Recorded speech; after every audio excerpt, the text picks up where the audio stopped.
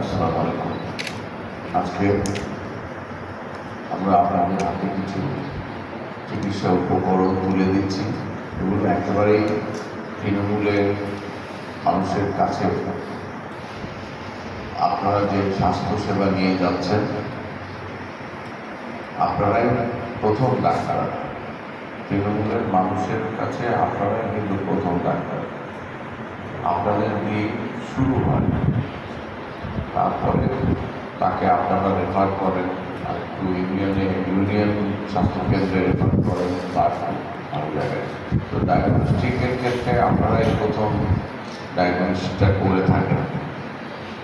আপনাদের এই কাজে সুবিধার্থে জেলা পরিষদ আপনাদের জন্য নারায়ণগঞ্জের আমার জানা প্রায় 300 জনের মতো স্বাস্থ্যকর্মী রয়েছে। আমরা প্রায় 252 জনকে আমরা এই উপকরণ তুলে দিব। আরেকটা প্রকল্প রূপগঞ্জে নেওয়া আছে, হয়তো সেই কারণে রূপগঞ্জে যারা রয়েছে তাদেরটা পরে আমরা পৌঁছে দেব। Prevention is better than cure. আপনারা যদি প্রাথমিক পর্যায়ে একজন মানুষের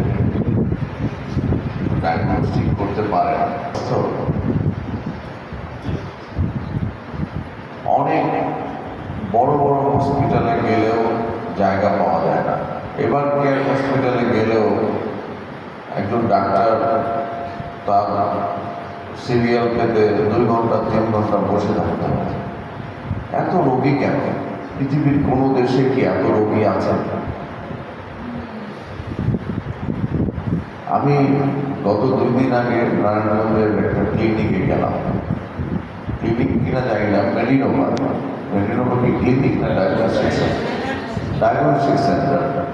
সেখানে দাঁড়ানোর জায়গা পাই না, এত মানুষ, দাঁড়ানোর জায়গা পাওয়া যায় না।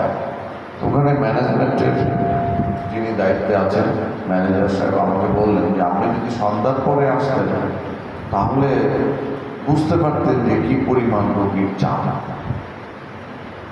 আসলে আমাদের দেশের বর্তমান প্রধানমন্ত্রী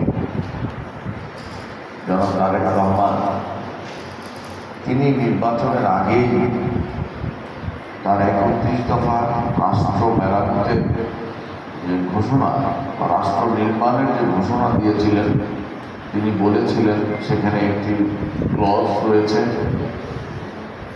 সবার জন্য স্বাস্থ্যসেবা। 1979 সালে শহীদ রাষ্ট্রপতি জিয়াউর রহমান, আপনারা হয়তো জানেন, শহীদ রাষ্ট্রপতি জিয়াউর রহমান চায়নার চিকিৎসার আদলে সেই চিকিৎসা পদ্ধতিটার নাম ছিল বেয়ারফুটেড ডক্টরস। এই বেয়ারফুটেড ডক্টরসের আদলে তিনি চায়না থেকে প্রশিক্ষক এনে আমাদের 27,000 স্বাস্থ্যকর্মীদেরকে প্রশিক্ষণ দিয়েছিলেন এবং ইউনিয়ন পর্যায়ে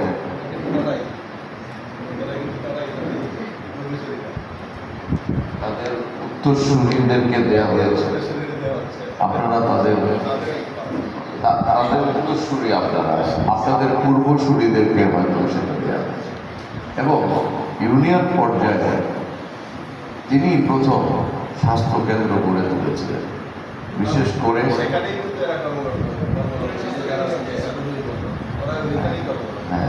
করে মাতৃস্বাস্থ্য রক্ষায় এবং শিশুদের চিকিৎসায়, যারা এই জাতি ভবিষ্যৎ, সেই শিশুদের চিকিৎসায় নানানভাবে আপনারা কাজ করেন। এর উদ্যোক্তা ছিলেন শহীদ রাষ্ট্রপতি জিয়াউর রহমান।